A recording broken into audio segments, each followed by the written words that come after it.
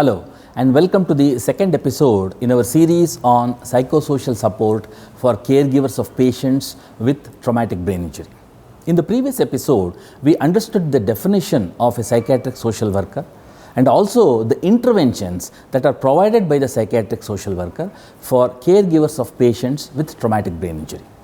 In this episode, we'll look at the concept of crisis and crisis intervention in the context of caregivers of patients with traumatic brain injury. Come, let us meet our expert.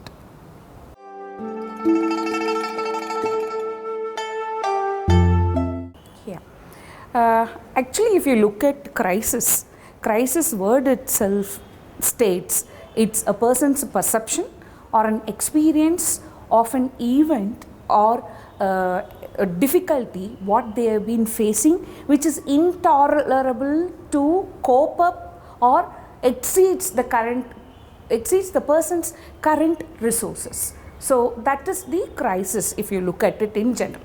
Now if you come to TBI, when their loved ones meets with an accident, when they have been brought to hospital directly, that is one kind of an crisis which they will have.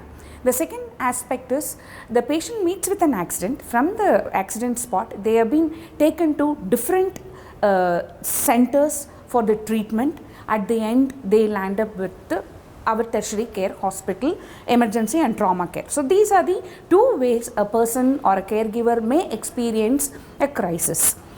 In this condition, when they come over there, they will have a lot of agitation. It can be a physical problem which they have been undergoing, that itself creates a crisis for them. Second, because of the situation or the event which they have been having it, which may lead them with an emotional problem, in turn leads them to a behavioral difficulty. If this is being taken care with an intervention setting, that can be altered with their current status of mind.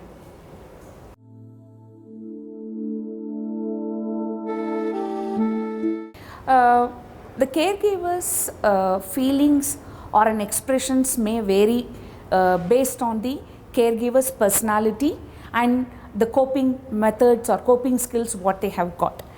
But each caregiver's feelings will be unique. Some people may have an ambivalence and some might have an anxiety, depression, fear, loneliness, despair, and what happens to my family members or loved ones who have been taken care. There will be a death, or they will also be undergoing a grief. They will also feel a guilt, and they also suddenly feel lonely because when they have been brought to the hospital, one single caregiver when they come, there will also be a feeling of loneliness which itself creates crisis for them.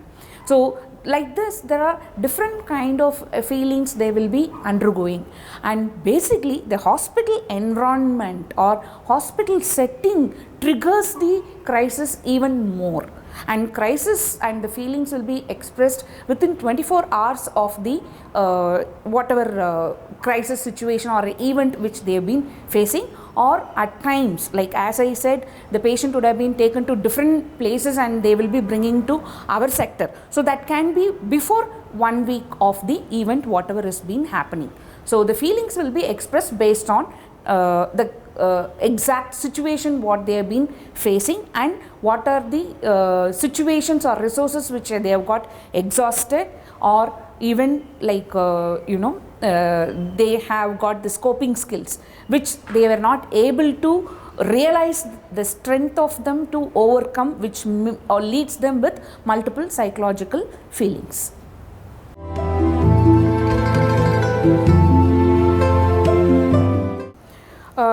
Actually what happens is, when the treatment is going on, the doctors specifically identify a caregiver is having a lot of difficulty in the form of behavioral issue, or they may not be able to give the information what the doctor exactly expects from them to go for the further treatment procedure for the patient.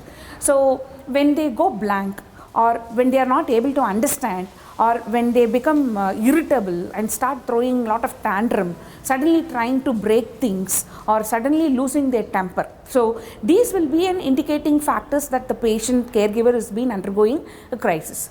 So what we do is we do an assessment of finding out what is that exactly happening to the caregiver. So we try to understand the situation, we try to understand the problem and the emotion what has been going on, and also we try to understand what is the first precipitating factor which has triggered the crisis, and what situation which has triggered, how it has happened. All this we'll try to analyze, and what kind of an emotion is the priority which is causing lot of crisis for the caregiver as well as for the treating team to proceed. It is not that every situation creates problem for the treating team, the crisis, but to handle their psychosocial well-being or mental health, the crisis assessment will be done based on what I have said.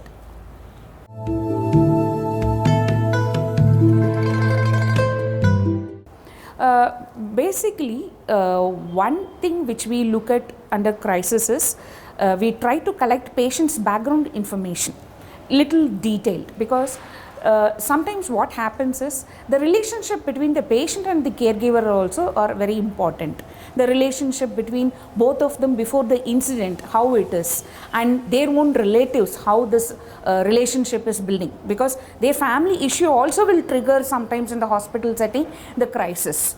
And the second most important is we also try to identify and develop a positive relationship to build, trying to build and then get the information adequately from the caregivers.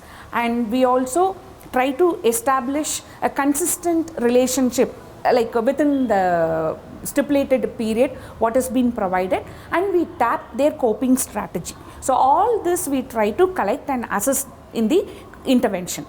And then we also have this safer R model which we try to follow. Safer R model is nothing but try to stabilize the situation. We try to acknowledge whatever they have been told and informed us, and we also facilitate and inform them that understanding about the entire thing what is happening in the hospital setting for their loved ones or their patient. And we also try to encourage the maximum participation of the caregiver in the crisis thing, and also try to explain what they have been undergoing, so that we try to do it. And we also make them to relax, and appropriately, if the situation goes out of the control, we do provide them the referral services. So this is how we do it. And we have emergency casualty. There is a room for us which has got a privacy and confidentiality will be ensured, and there is also this environment gives them to relax themselves and proceed with our intervention. So everything is provided within the emergency and trauma care setting. All the facilities are available to provide a crisis intervention. This concludes the second episode in our series on psychosocial support for caregivers of patients with traumatic brain injury. In this episode, we understood about the crisis situation, how to recognize or assess the crisis situation of the caregivers, what are the kind of interventions provided by the psychiatric social worker. We will be back with our next episode. Namaste.